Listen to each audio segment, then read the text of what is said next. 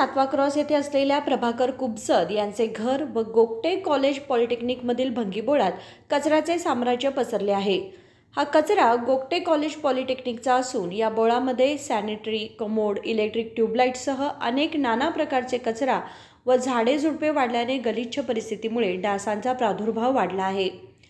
विद्येचे दाता असणाऱ्या या कॉलेजच्या भंगीबोळामध्ये कचरा पाहून आश्चर्य वाटते। अनेक वेळा हा कचरा प्रभाकर कुबसद यांनी स्वखर्चाने साफसफाई केली आहे असे त्यांनी सांगितले। नमस्कार, गुड मॉर्निंग। माझं नाव प्रभाकर कुबसद आहे। मी 7th क्रॉस भाग्यनगरमध्ये राहतो। आमच्या घराचं मागे गोगटे कॉलेज पॉलिटेक्निक कॉलेज आहे। त्यांचं कंपाऊंड आणि आमचं कंपाऊंड कॉमन आहे।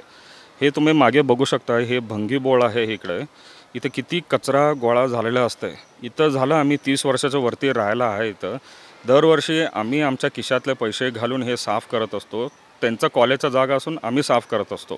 त्यांनी आजपर्यंत काहीच त्याच्याकडे लक्ष दिलेलं नाही आहे। आजकाल सगळ्यांना माहीत आहे की डेंग्यू किती वाढत चाललेला आहे।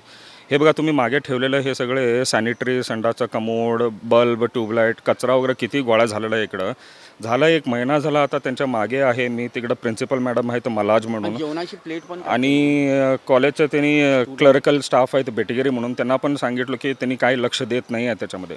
आता ह्याच्यामुळं काय, घरात आम्ही लहान मुलं वगैरे राहतात, कोण कोणाला रोग वगैरे आलं तर ह्याच्याबद्दल कोण जिम्मेदारी होणार। आजपर्यंत तर काय झालेलं नाही आहे।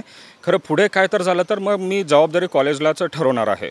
मग मी माझा विनंती आहे, कॉलेजकडून एक रिक्वेस्ट आहे की ते जेवढं लवकर होतं तेवढं साफ करून घ्या।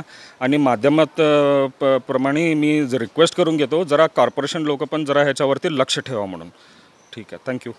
सध्या डेंग्यू, चिकनगुन्यासारखे रोग फैलावत आहेत। जर या गलिच्छ वातावरणामुळे डेंग्यू, चिकनगुन्या आपल्या परिवाराला झाला तर याला जबाबदार गोगटे कॉलेज राहील असा इशारा देत महानगरपालिकेने अथवा कॉलेजने हा परिसर स्वच्छ करावा अशी मागणी त्यांनी केली आहे। महादेव पवार, KMM मराठी, बेळगाव।